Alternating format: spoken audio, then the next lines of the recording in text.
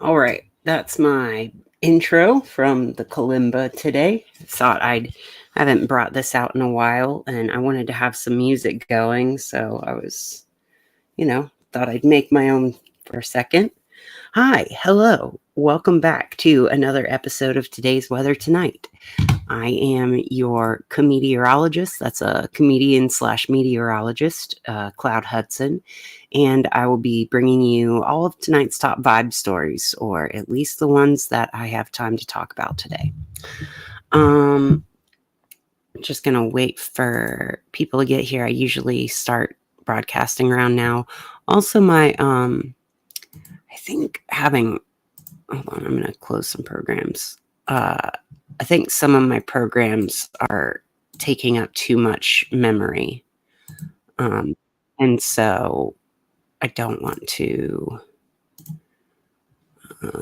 waste too much of my RAM on that. Okay. Let's just go ahead and start out by talking about and I didn't add my camera here, so that would help me do that. All right. There we go. And I will add volcanoes to the...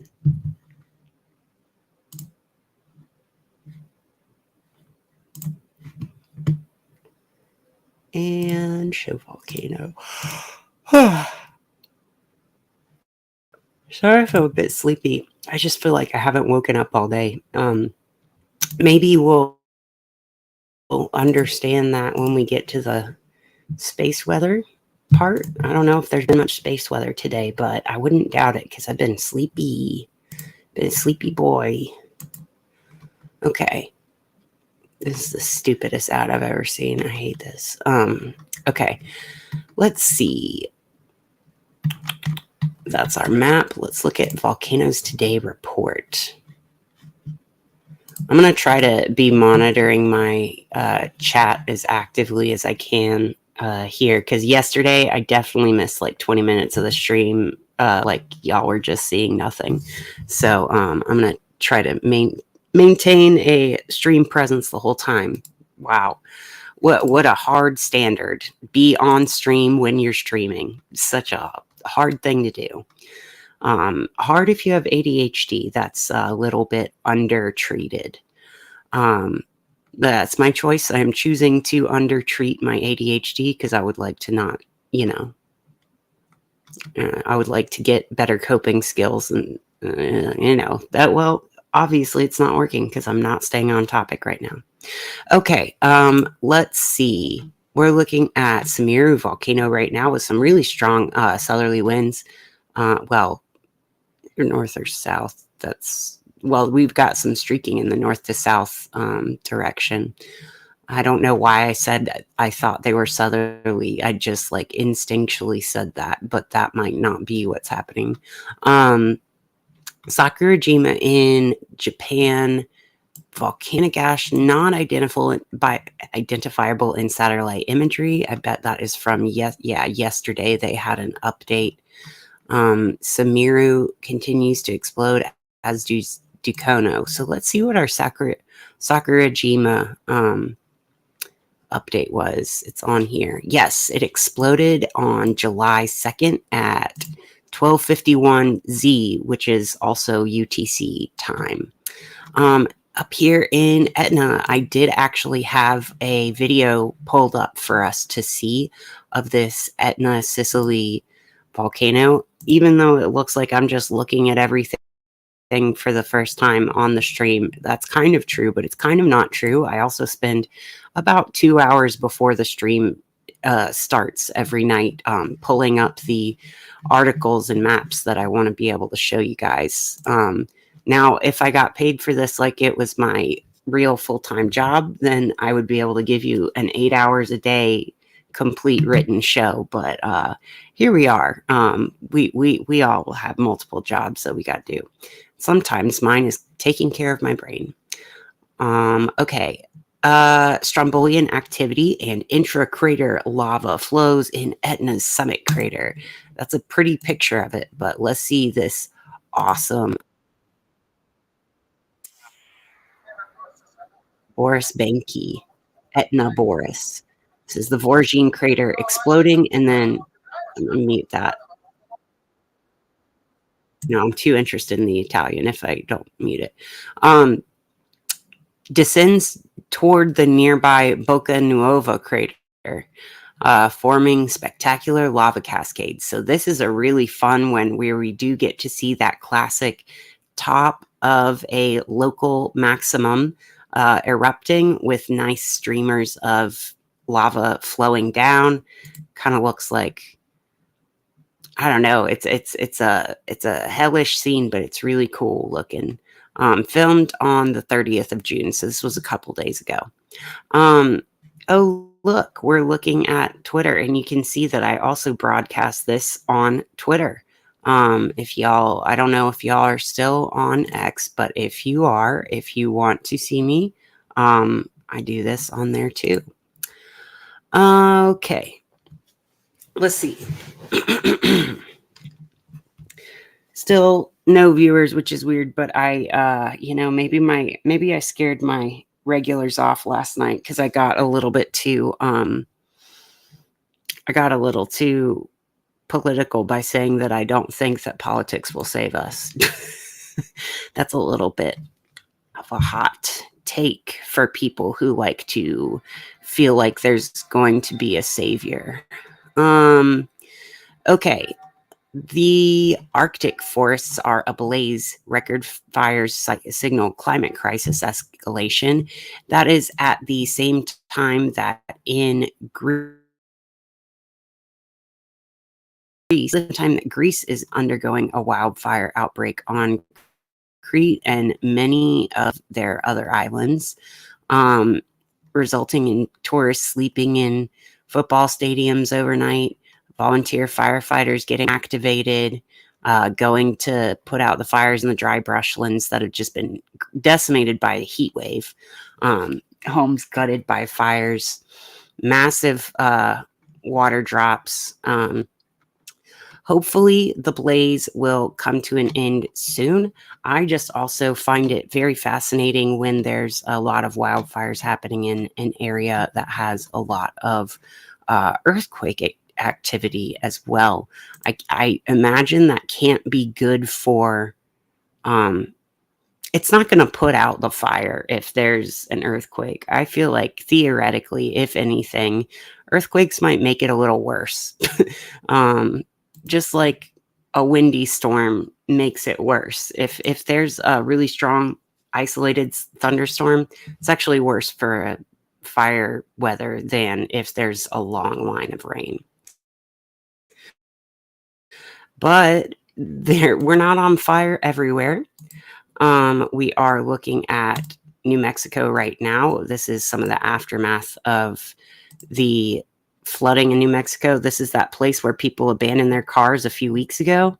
There's just even more places where people have had to abandon their cars, trailers, Winnebagos, all over New Mexico, especially near the Ruidoso area, which is on the way to Roswell from the west. I guess it's just past Roswell if you're coming from the east, but it's kind of a apocalyptic sight to see just lined up abandoned cars on the highway. Fortunately, they're not really in danger of being ransacked or robbed or stripped for parts because there's one road in and one road out, and every way is blocked by other cars. So unless you have a car that can kind of like lift up its skirt and waddle over all the other parked cars, you're not going to be able to turn this into a good chop shop. But I'd like to see someone try. I'm sure they all have insurance. Okay, this is a joke, by the way. I'm joking. So if y'all can't tell, I'm joking a lot of the time. I also, before we get into our earthquakes, after our volcanic update, I did want to talk about how we've got some major flooding going on globally. In addition to wildfires, you can see Greece is not getting any rain. That dearth of rain is actually making it very bad for the wildfires. There's these colors look like there's a lot of rain happening, but this is actually rain mapping accumulated precip over 50 millimeters is where this blue starts. So that is barely a drop in the bucket for most of this area. Now, what really is concerning is in these outlines, these hatched box outlines, that those are areas where storms are predicted to move through, and they have timestamps of when they when the event started to become a flood there. And green is a minor flood stage, and red is a major actual confirmed flood stage. Then we've got all these red and pink dots and yellow dots everywhere. These are areas of observation where there is a 2-year, 5-year, 10-year, or 20-year flood observed to be happening. So right now that we can see that even though we've got a lot of monsoon rain hitting southwest India, that is typical.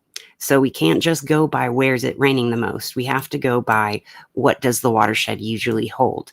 And areas up here near the Afghanistan-Tajikistan border, we are looking at a lot of water on top of what is instead of what is normal. They don't have, hydrographs back towards the beginning of, this starts at July. I mean, we're in pretty good flood stage in this basin. And that's not the only one. A lot of these upper mountain areas are getting a lot of snowpack and precipitation that may be melting in the daytime or seeping through groundwater tables. Also very interesting to notice when those line up with areas of high earthquake activity. Lots of rain happening in this swath of China as well. Let's see. Then over here in the United States, we can see definite flooding reported here throughout Minnesota, Nebraska, Iowa areas. Let's see one of these.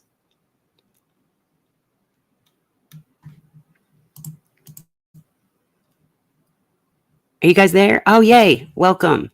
Welcome back, Kaylee. I'm happy to see you. And whoever my other viewers are, I'm also happy to see y'all.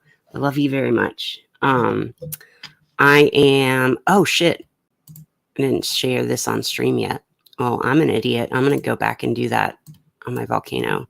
Something happened and I didn't get this on screen. We're looking at our flood roundup right now. I might just chop off the first few minutes. Looking at our flood roundup right now from the Copernicus Global Flood Monitoring Institute. So this is that area of the Northwest that's been getting a lot of floods.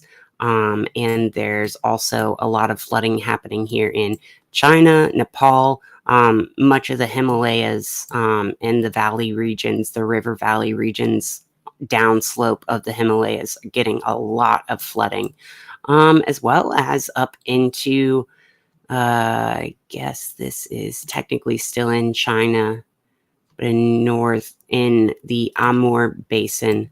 You can see the hydrograph. They've been in 20-year flood stage for a while. So that is where all the water's going. That's not where all the water's going. That's where a lot of it's going. But it's not just about sheer amount of water. It's about amount of water the basin can hold. And here in Mexico, we're looking at another slippery slope, sticky situation. You'd rather it would be a sticky situation, but this is more of a slippery slope into constant flooding because we do have Hurricane Beryl barreling towards the Yucatan Peninsula, and it has already been in flood stages for months in this area. Well, not months, maybe a full month. Yeah, we just came out of flood stage a few weeks ago in some of these upper levels of the Sierra Madre, I think, is this mountain range. And then here on the Yucatan, as you're getting towards Belize, they've been a little bit elevated, but not too much, but are looking at getting a direct hit from this hurricane. So, I guess I'll go back to our volcanic activity. We got Etna exploding, Sakurajima exploding. I think I didn't show that video from Twitter on stream, so let me show it again. I was just showing my face watching all of this happen. Yeah, here's the awesome clip of Mount Etna, Voragine crater exploding, overflowing, and running into the Boca Nuova crater. Very cool video. And there's me broadcasting on Twitter. I don't think there's no chat capability on Twitter with Streamlabs. I don't know.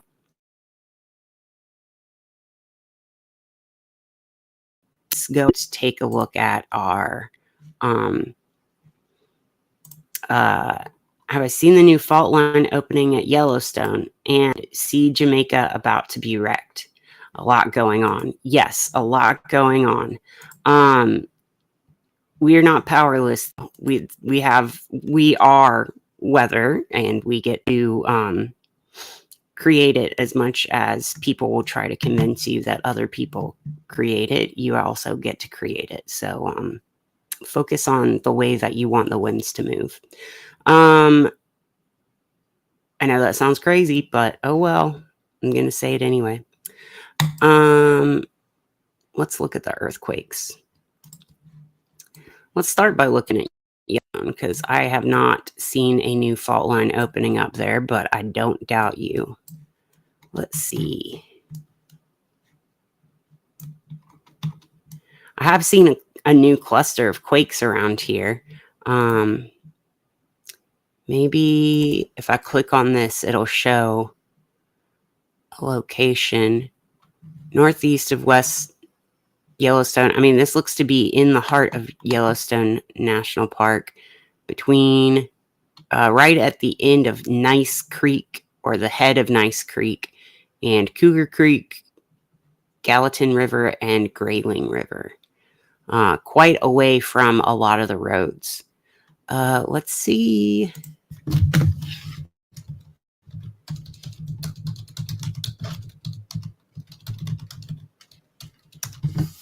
Fault line maps in Yellowstone.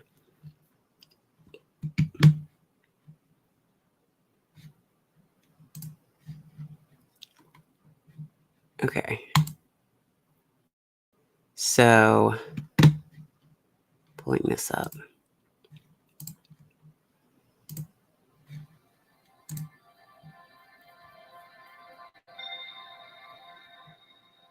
I'll bring it up on the screen in a second. I'm making sure I've got the right map open before I bring it up in the tab for you. I don't think I can see where is this? At 44.765, 110.883.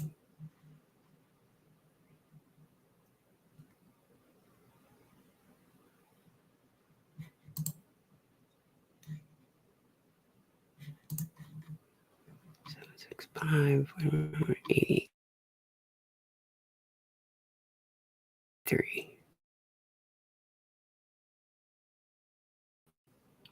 I'm gonna move the other window and show y'all.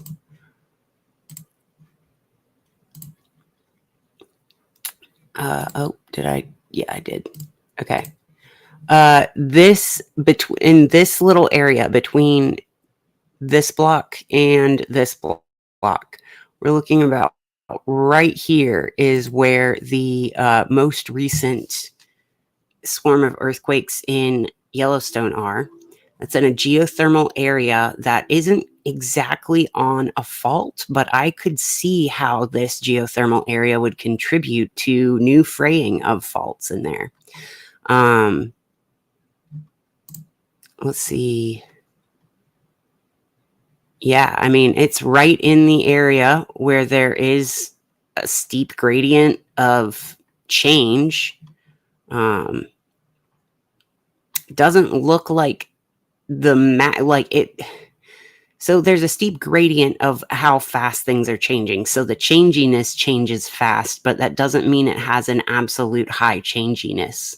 You know what I mean? Changiness is what I say for a derivative. That's my cute little way of explaining math to people.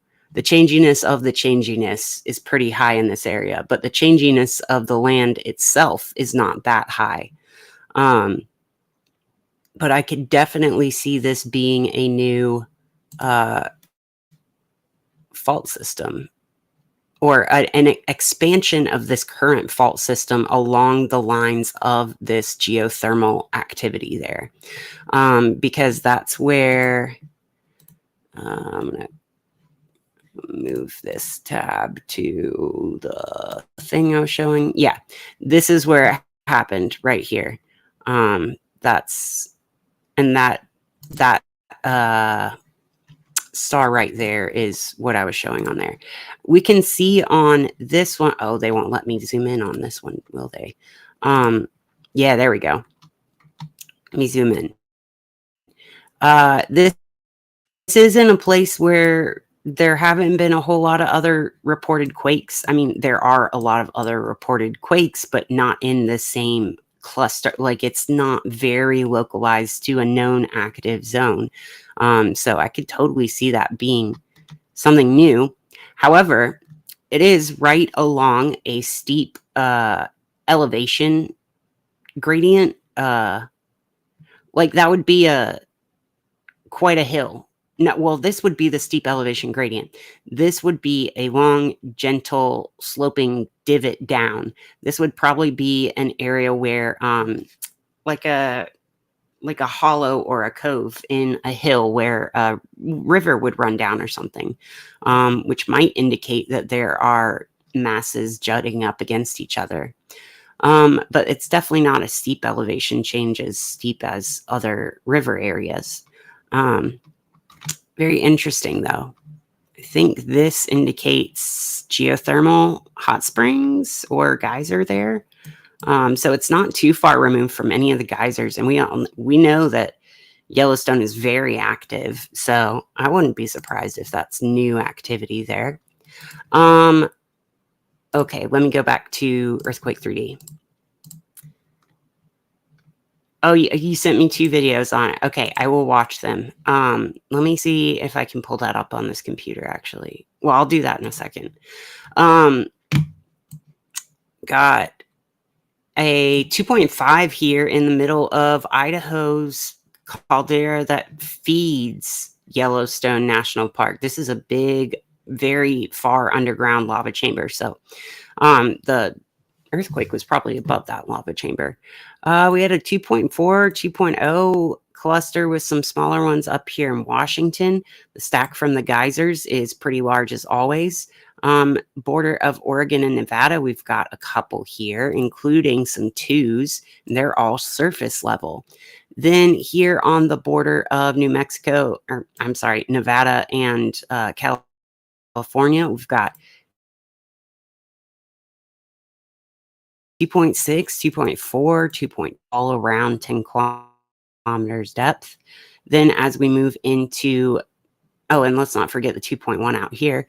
As we move into California, we had a 3.0 at 16 kilometers depth right near Los Angeles. So that's probably scaring them, because even though we see Southern California quakes all the time, they're not always in LA County adjacent areas. This is Camarillo, California, in Point Mugu State Park. I guess this is just over the border into Ventura County. So this is halfway. This is closer to Oxnard, but it's right at the end of the Santa Monica Mountains right there. So that's pretty...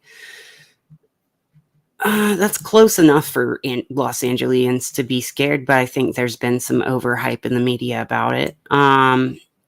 of course, regular stack of quakes out here in West Texas, Oklahoma, and South Texas. We've got some below average performance from our string of quakes along the Pacific coast of Mexico, with only a few fours today. Only one quake out here in the New Madrid seismic zone.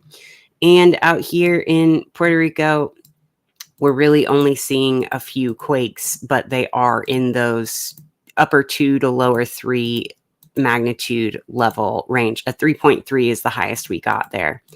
And they're all pretty shallow as well. Fairly recently, actually, would be after the storm passed by here. Let's see, South America, we've got 4.5 and a 4.3. 4.5 was at 130 kilometers, 4.3 was at 35, 4.5 down in Chile, 4.2 in Bolivia, and a 4.0 at 235 kilometers depth down there in Argentina.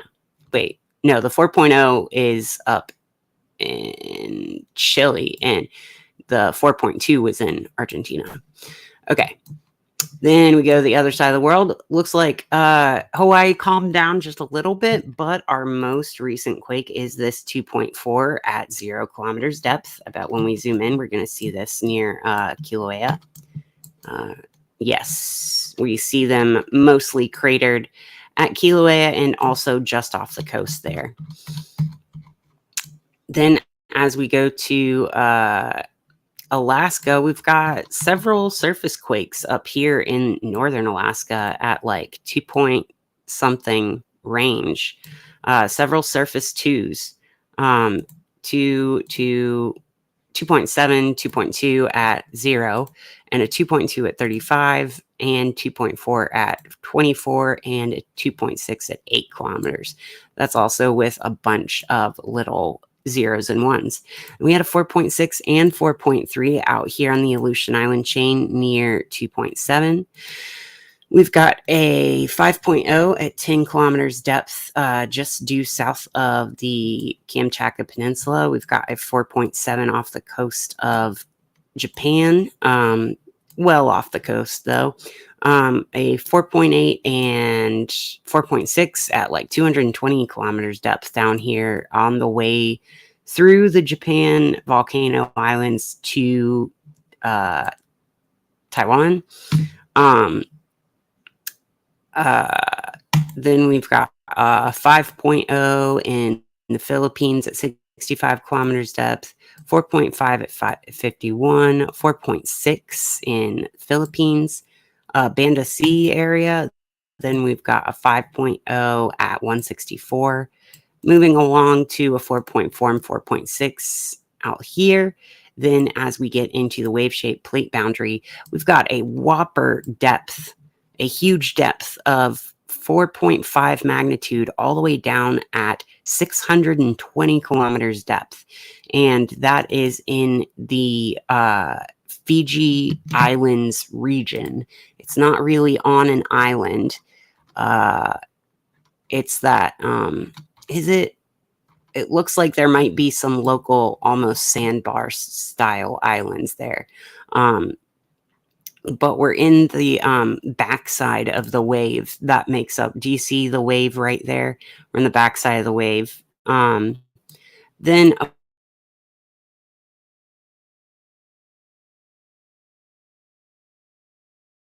4.8 and 4.5. Then as we get into north of India,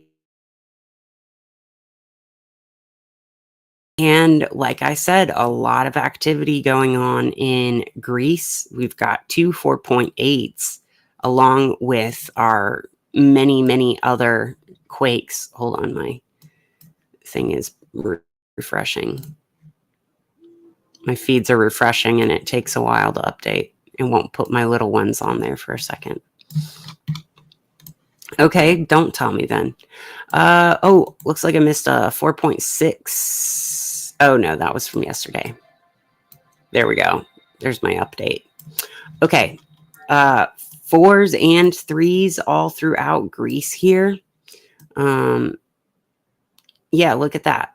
Even if I take it up to 3.0 and higher, they've still got 6 quakes 3.0 and higher in Greece. So that is kind of concerning, I think, with the presence of wildfires there. You never want an earthquake while there's a wildfire. 4.3 at 10 kilometers depth at the top of the world.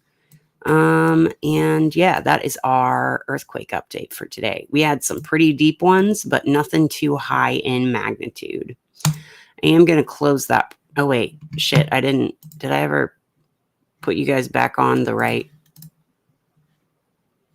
Where's my, uh-oh. Supposedly the man who took the footage of the fault line and posted it is missing. Well, I don't know if you can see a fault line from the surface, but I want to see that anyway. Okay. Let's go to take a look at our atmosphere with, first of all, biggest story, Hurricane Beryl, barreling towards Jamaica. It is swept through Grenadine and went south of Dominican Republic and Haiti, although they are getting battered by the northeast quadrant of the storm. And the northeast quadrant of a hurricane is the most dangerous part that is outside of the main eye wall. That is where the bulk of convection is going to go, and where a lot of onshore flow will contribute to a lot of storm surge. There may not be as much of a pressure drop there, but storm surge and onshore winds and really strong rain bands are a factor there. So we will see when the dust clears on the evening's worth of rain in southern Dominican Republic and probably mostly Haiti. We'll see what that looked like. And this does unfortunately look like it is taking a turn towards Jamaica, though there has been wall deformation in a deformation, not defamation. Nobody's out here slandering the eye wall. There's been a little eye wall deformation in the past few updates from the radar. Now let's look at the Dvorak technique image, and we can see, yeah, that eye wall is deteriorating, though it's still got its circulation there. This is definitely looks like it's weakening, and that's a good thing. That is due to low-level trade winds kind of smooshing the cake from the bottom. If you ever did the Jenga tower and tried to push out one at the bottom really fast, and it just dragged the rest down. Tablecloth and taking it off, and all the food's still in place. Like, it's kind of that, where the rug's being pulled out from under Beryl, and so it's kind of falling a little bit to the side, but not quite as much as we would hope if we are looking for the storm to not do much damage in Jamaica. Our outlooks on this are tracking more towards Texas. So I hope that everybody is prepared in South Texas again for an Alberto-like situation, whereas I don't think it will be nearly the strength that it is currently by the time it reaches there. I think the remnants, and by remnants, I don't mean remnant low. I mean, even if it's just a Category 1 or a tropical storm, remember that Alberto was only a tropical storm. And it got downgraded right after right before making landfall. So even a tropical storm can do some tremendous damage if it's coming towards your coastline at the right angle. And that angle would be a right angle. Well, sometimes.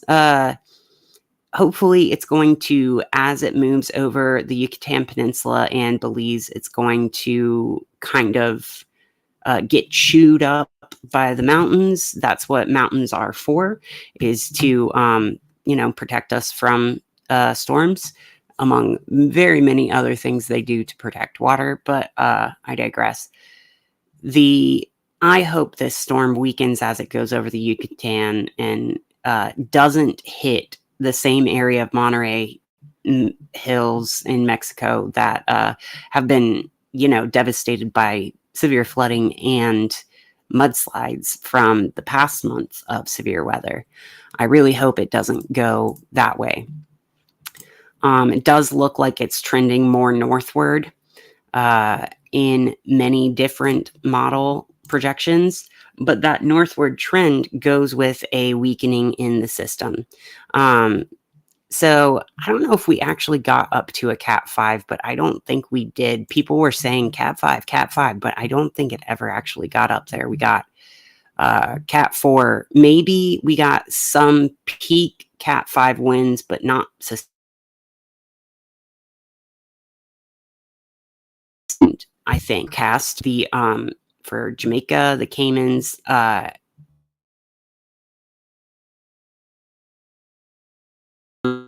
hurricane and watches and warnings.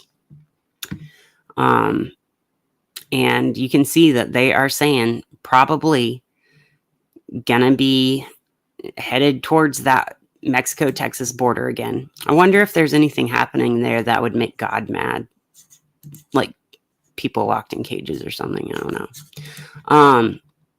That would be crazy. It would be crazy if there was like a lot of violence happening right there and we didn't know about it for some reason. Okay. This is what Beryl is currently looking like. But Beryl is not the only atmospheric story tonight. We've got, even though I do have it pulled up on Earthquake 3D or on Radar Omega, I want to go back to looking at the severe weather in the Midwest tonight, because sweeping from Mexico through New Mexico and the panhandle of Oklahoma to Kansas, Missouri, Iowa, and Illinois. And earlier, this was up here in the South Dakota, Illinois, Minnesota area. This storm has been quite the bad boy today, producing multiple warned areas. I didn't get a warn count, but it does look like a nasty little arrow. If you can see that arrow pointing right here, an arrow of storm moving through the region. Let's see. Let's get a tornado count. I feel like this had a good chance of producing tornadoes today. We had a 5%. No, we had a 2% warning. And we've also still got flash flooding possible in southern New Mexico and through this streak of the Midwest from Topeka to Chicago. And that's all from this system that wants to do the mid-latitude cyclone thing, but is kind of in the deformed state. This is in the cyclolysis state when the warm and cold fronts and stationary fronts are getting turned into the occluded front. That should be the end of this life cycle, but that doesn't mean it's not doing anything damage. Let's see.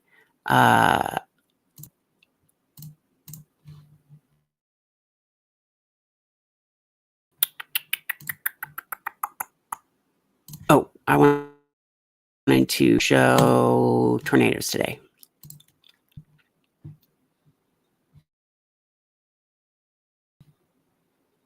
Do we have any? Maybe, maybe not. It's loading.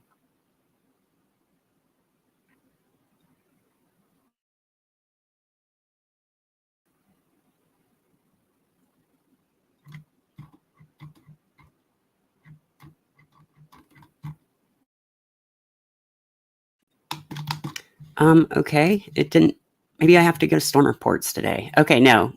Michigan Engineering is popping up. There's only 2 today here in Iowa City.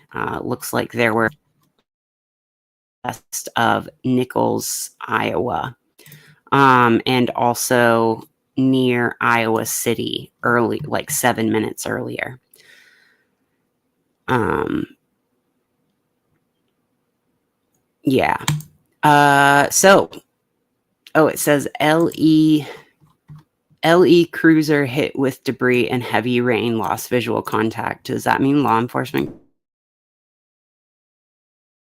cruiser? Does that mean that the tornado? Love that.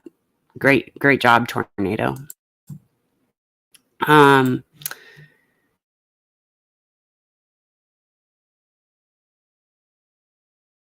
leftist anti-cop bond from this storm. And so you got to think that the U.S. military is probably bringing out all of its weapons to stop such a terrorist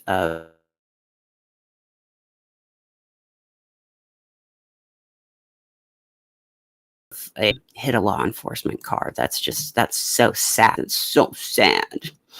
Okay, we got radar indicated flash flooding warnings everywhere here. We got a severe thunderstorm watch mesoscale discussion that was just issued. Oh, and I see why this area is undergoing a kind of a pinching in closer as it was slightly curved as we go through the footage. Wind from here feeding up into kind of a curved convection system behind. Yeah, I think this flank is cycling up into this one. That also, yeah, now I understand why there's severe thunderstorm watches and warnings. That looks like something that if there was it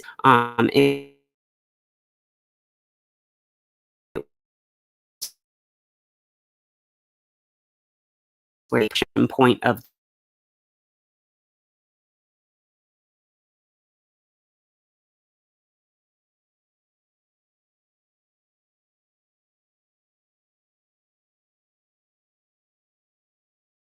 gas.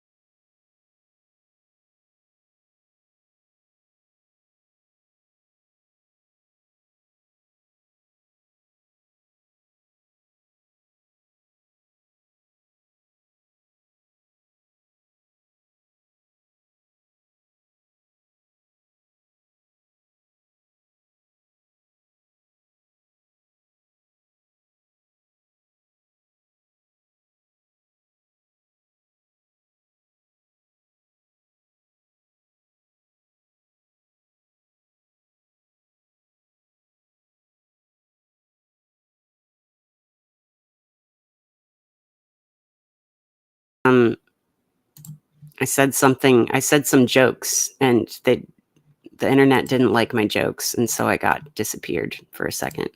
That's a joke, by the way. I don't think they actually do that. You know, I don't actually believe that. Uh, you know, don't sue me. Okay, let's go back on top. Oh, I gotta show this on stream again. Oh yeah, the definitely do. I'm aware. Uh, by the way, if y'all aren't aware, I am going to make a pilgrimage, a family pilgrimage. No, I'm not taking the Hajj. I am going to celebrate not being excommunicated from my family. That wasn't on the table. That wasn't an option, but I'm just still surprised they haven't done it. So, um, I'm going to go on a little vacation with my family. So I may or may not have internet service. I'm going to bring my Chromebook to do a mini broadcast if I can, because there's going to be big weather over the next 3 days. Trust and believe. There's already so much happening. Let's look at our Schumann resonances for today.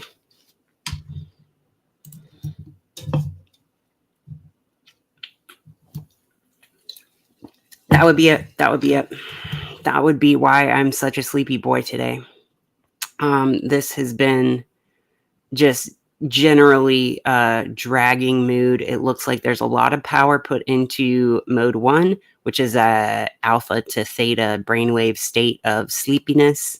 Not necessarily sleepiness, because actually lower than that, delta is your sleepy brain, but combined with some intermittent like vertically asymmetrical, or like frequency asymmetrical, asymmetry in the frequency domain of these power bursts. Um, to me, it just looks like a voice. It just looks like a something, an instrument changing its tone or timbre, like the music that's getting through our ionosphere is slightly changing instruments that are playing. Or the instrument itself is changing its tone as it's playing. But this is kind of a diurnal peak, but we don't always get a peak in every day. This could be related to weather, but I don't believe it is. I mean, it's always technically related to weather, because weather is the means by which this happens. So that's kind of like saying, oh no, those shavings didn't move. They it was actually because of the magnet.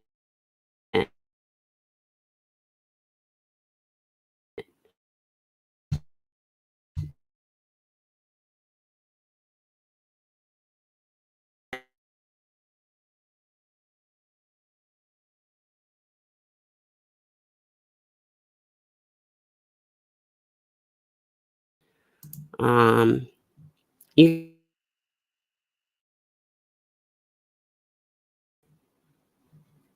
Anyway, did you hear my magnet analogy? I don't care. It was okay. It wasn't that great. I'd say it again if I cared more. Okay, we've got this one peaked to about half as much as the burst we got last week. So this is still indicating some pretty strong ion precipitation happening. Let's see if HeartMath Institute has anything, because they've had their spectrogram calendar down recently. Maybe they can tell I've never donated, and they are like, fuck you. You don't get data if you don't pay. No pay no data. Looks like things have been pretty high though. Let's see our random network variance. Have we shifted our global consciousness? Ooh, looks like between the 29th and 28th and 29th, we did have a pretty large shift in that we correlated below two significant, two standard deviations away from the normal amount of randomness generated by this random number generator, which I think is a really cool thing to monitor. Our solar wind speeds are looking decently high. Oh no, they peaked around the 30th and 1st, and they have petered off again.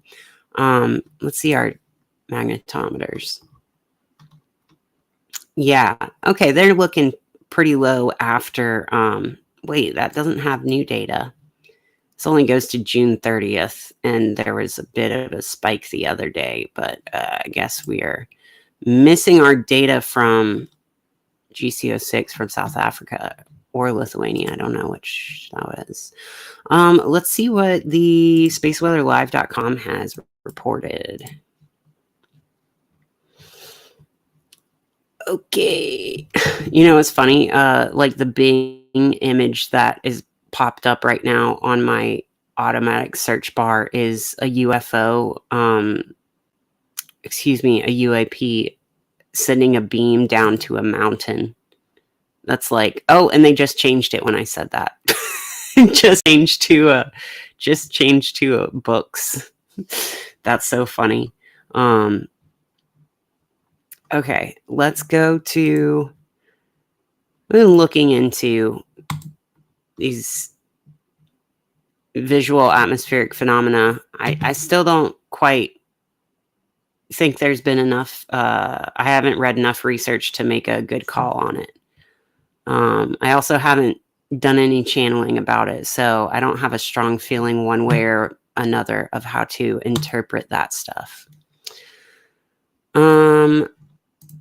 I guess it's pretty dangerous to say I haven't made up my mind about something. Then people who try to hack my mind would be able to know an easy point of entry. But, you know, whatever. I'm just being honest. I don't really care about. It's not that I don't care about aliens. I just it's not as interesting to me as the weather. Is that weird? I'd rather talk about the weather than aliens. No, I think that's pretty normal for mentally ill people. Okay, 3729 is now a beta gamma delta type sunspot region, and that is our new kid on the block. I don't think that has formed out of previous sunspot groups, and you can see why it looks pretty complex. That is the one that we see here being like that stretchy taffy pulling.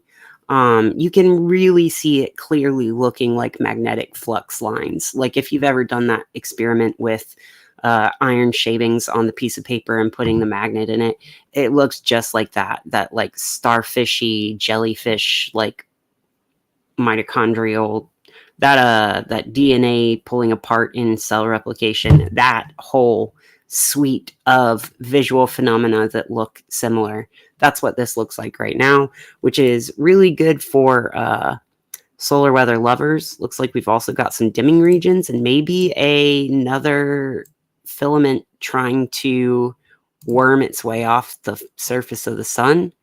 Protons don't look too bad, and our X-ray fluxes remained in solidly C-class territory. Let's see what our SDO imagery says. Oh wait, select.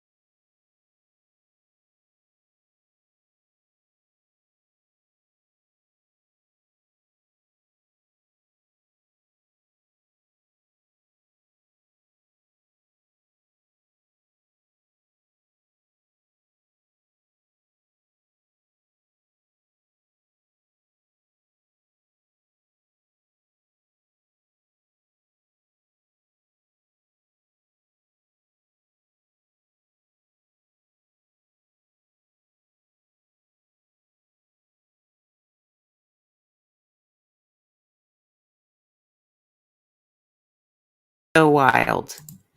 I disappeared for a while, and then all of a sudden, my chat box overlay, which never fucking worked.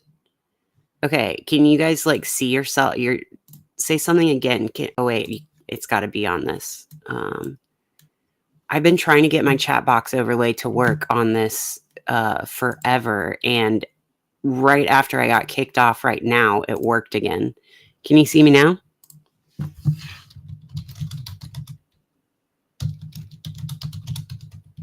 Oh my god, and now I have chat boxes. Oh my god, that's crazy.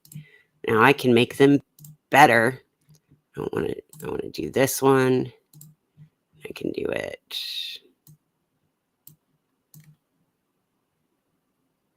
There. Okay. Maybe I should make them more persistent instead of... Anyway, let's see if this works. That's cool.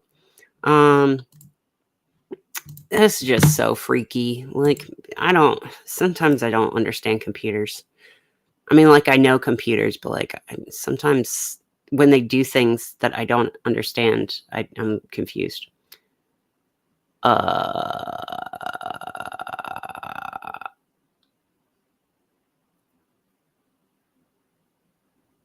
Oh, there's one. There's a decent little ejection right here.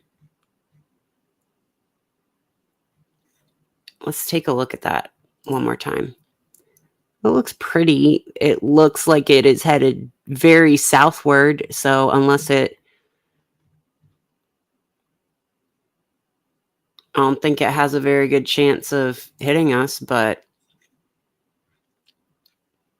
we'll have to let the Space Weather Prediction Center tell us what their models say on that one.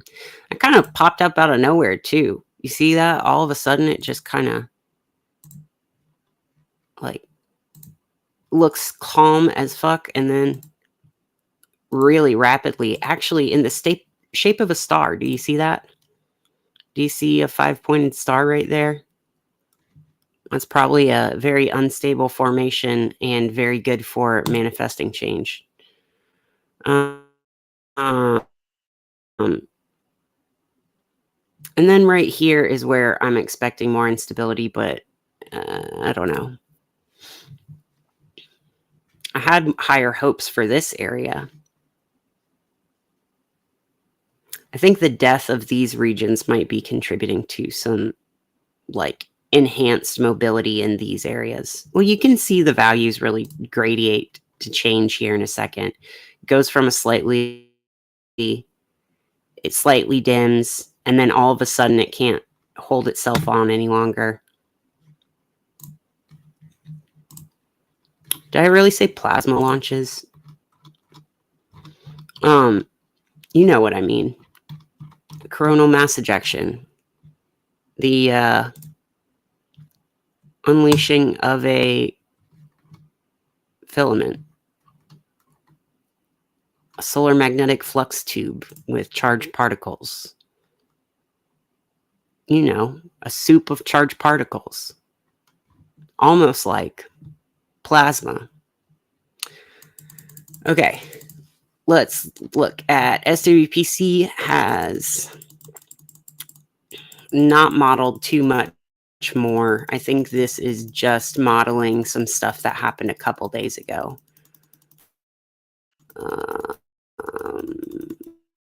Because for the days that they were expecting the hit thing, I mean, it didn't look like much but glancing below in the first place. But as we move into tomorrow and the next day, there might be some last little bits of this, but I think they have only modeled a few things at once. They can't model too much at once.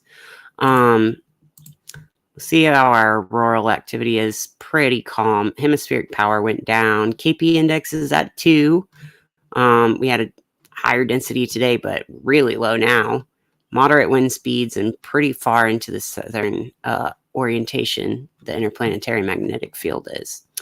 Yeah, and we didn't even have any M flares today, so nothing too noteworthy on our space weather. Let's go now to something where there is noteworthy weather. We've got on our planetary weather. Are y'all still there? I don't know. I can't tell. Our planetary weather, we've got, it is a Mars day. We began broadcasting during the Mars hour, and it's currently the Sun hour on a Mars day. So let's start by talking about Mars. 17 degrees of Taurus. Mars is now making a grand sextile with Saturn at 19 degrees of Pisces and Venus at 19 degrees of Cancer. So Saturn just stationed retrograde, as did Neptune retrograde. Neptune just stationed retrograde in the same sign as Saturn, which is Pisces.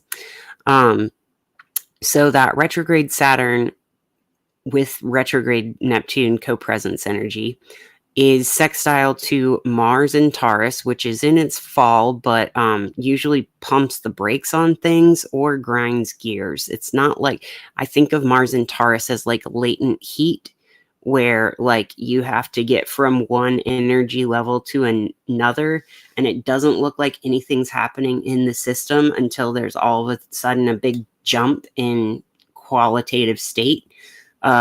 But actually you're putting a lot of energy into a discrete domain that is needed to fill up. It's like filling up a gate before it can open or something. This is filling up the channel locks of Taurus. Mars in Taurus is filling up the energy lock that's needed to go from Mars in Aries to Mars in Gemini, which is going to be crazy. It just is, like, there's no way around it. Venus in Cancer is also very much giving like intention, we should be doing things with intention right now. Otherwise, we can just accidentally be meddling and chaotic. It's very easy to go one way or the other. Like, it's hard, might be hard to avoid drama, or you might feel people around you trying to suck you into social chaos or manipulate of social dynamics and energies. But that is just one aspect of Cancer that can get, I think, brought out when she's in aspect to harsher planets like Saturn, and Saturn debilitated, I think. Saturn in not an awesome position in Pisces and retrograde, and Mars in Taurus.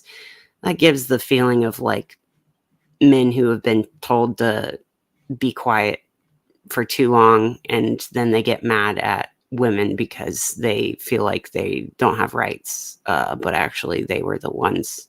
They're mad at getting told that you don't have the right to do bad stuff. But a Cancer Venus placement could also be doing that energy. There's very much a lot of take responsibility for the drama that you might create, and then you will hopefully get to avoid the other drama. Karmically, just you deserve the drama you put out there. And hopefully you will receive the peace that you are ready to meet any energy with. Speaking of not peaceful energy, we've got the moon conjunct Jupiter in Gemini right now. That is happening. I wouldn't really call it an aspect to anything else, even though this chart draws it that way. That is also while the ruler of Gemini, which is Mercury, has just ingressed into Leo, and Mercury is opposing Pluto in Aquarius. And so we have a proper Pluto opposite Mercury right now, which is, again, feels like a lot of tension and possibility for drama. So I'm expecting big news headlines. I'm expecting people to say shit to stir the pot, and then it'll actually accidentally tip the whole pot over.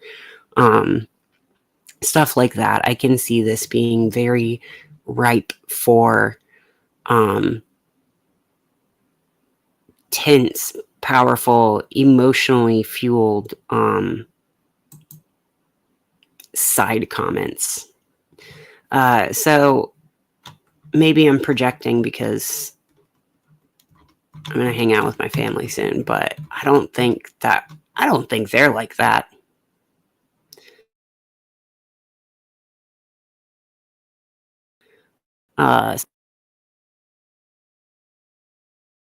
Fine.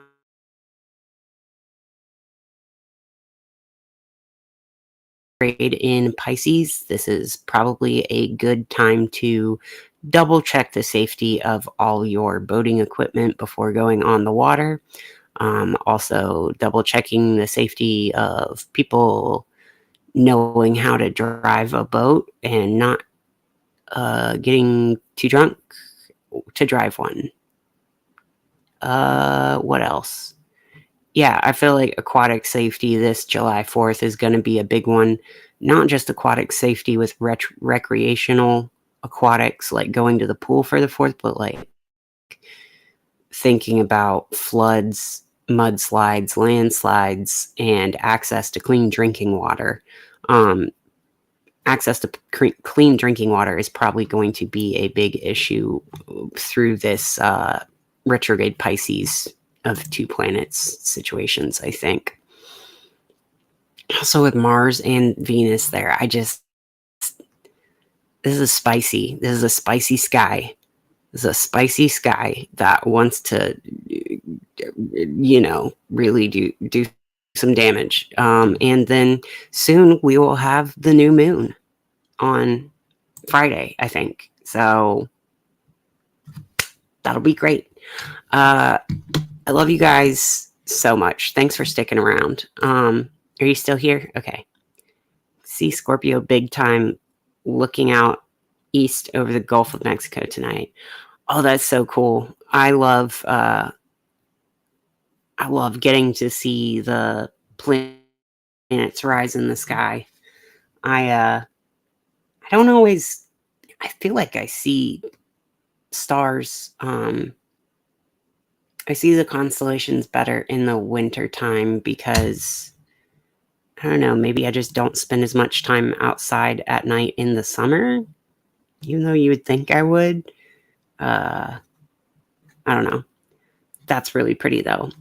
Jenny, you should keep an eye on the forecast if you're in South Texas. There is a possibility that Beryl is going to take a northward turn after the Yucatan Peninsula passage.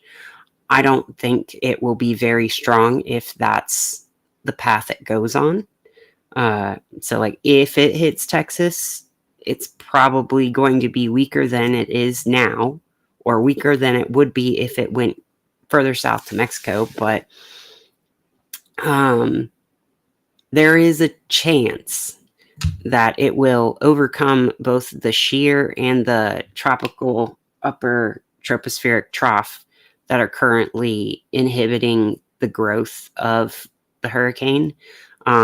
Once they get past those two threads of barriers in the Gulf of Mexico, there's a slight chance it could either re-strengthen and hit Mexico stronger than it hits the Belize part of Mexico. Well, Belize isn't Mexico, like the Yucatan Peninsula part. Or it's going to probably not strengthen too much, but could hit Texas in a similar way to Alberto. So not to scare anyone, just,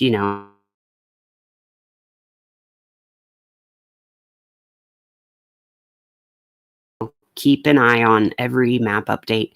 Our new forecast out all the time, and they all show different things.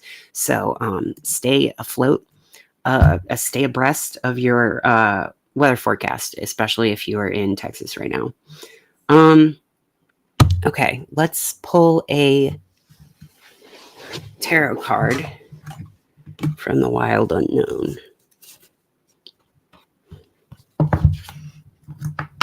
Yeah. Store shelves are already empty here. No bottled water. Ugh, that sucks. I'm sorry to hear that. I mean, there's a fine line between warning people and causing a panic buying situation, a la the toilet paper COVID mass hysteria. So I know that people on TV can't warn too much about a storm's possible tracks, but when I have like 2.5 viewers and I know where all of them live, I'm going to tell you well, not like where you live, but I know your region, then I'm going to tell you your generalized, hey, stay mindful of this kind of forecast. I think it'll be another one of those situations where it'll be sound weaker than it actually is because it is already hit category 4. People are going to be like, oh, it's only a 2 or 3 now, but that's still a 2 or 3. Like, Alberto was a tropical storm and it still did all that. So, okay, we've got the deck that I use this Labradorite with, and you can kind of see the flash better right over here. Yeah, that.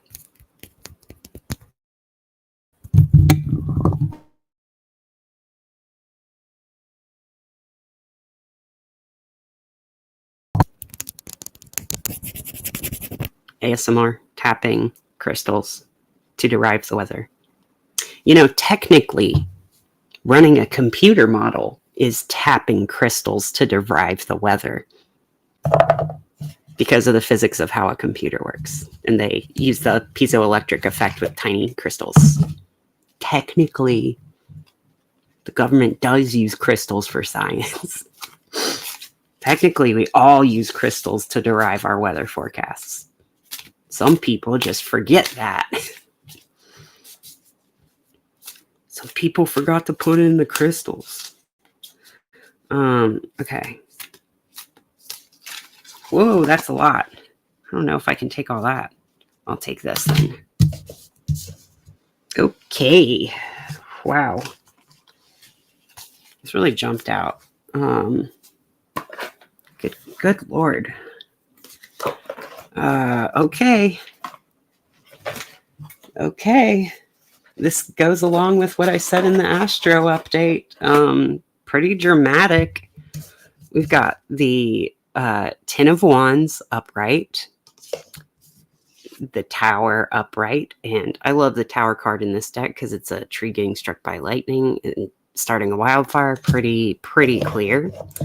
And we've also got the Five of Swords in reverse, and that one has earthworms getting cut by swords, which I think is a great representation of the Five of Swords because this does imply that the worms can survive this and regrow again, and they will multiply and make more things in the material world, but that there has been a severing or a separation that was painful and bloody. So let's dig into the interpretations of at least the upright cards here, because I'm feeling pretty sure about what our Five of Swords is. Ten of Wands is interpreted as burdens, blockage, and difficulty by Kim Kranz, that is. The Ten of Wands is a difficult card to face. Mental or physical burdens have been weighing on your spirit. Over time, this leads to hopelessness and depression. You simply can't get through to what you want. You cannot see the way. If this card appears in response to a person or situation, it may be best to simply walk away. But if this card comes up frequently, it indicates you are attracted to negativity. You choose to walk the hard road. This one in the Rider-Waite Tarot has a guy carrying a bunch of sticks, like a big old bunch of sticks, and he looks so miserable. And it's like, dude, why don't you just carry less sticks at a time?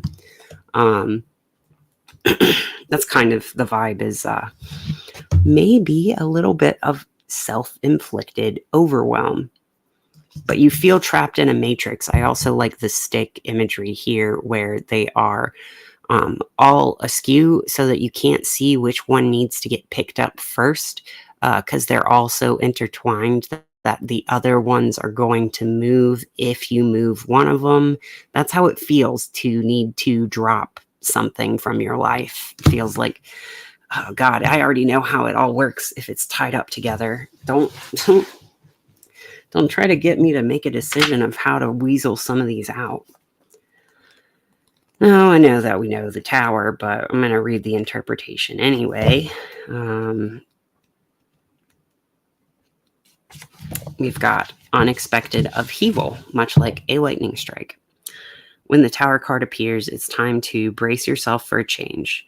The well-rooted tree that's been growing strong for decades is crashing down around you.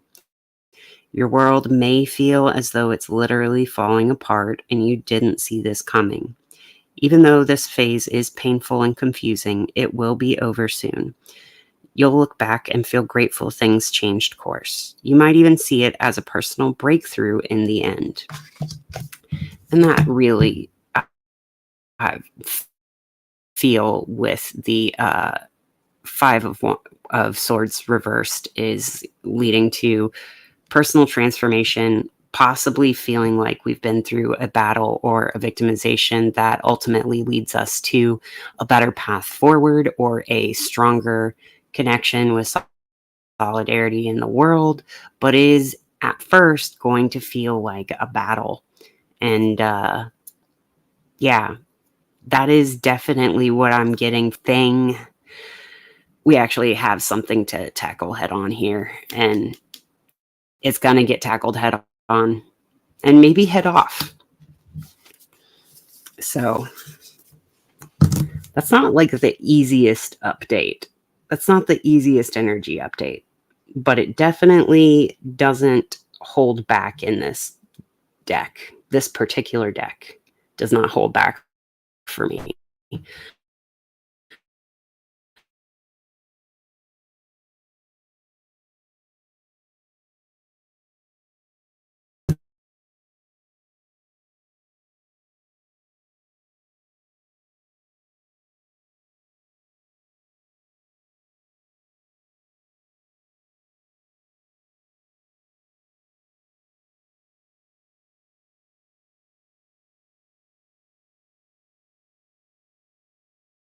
Not be able to. So if not, I will see you, I think, on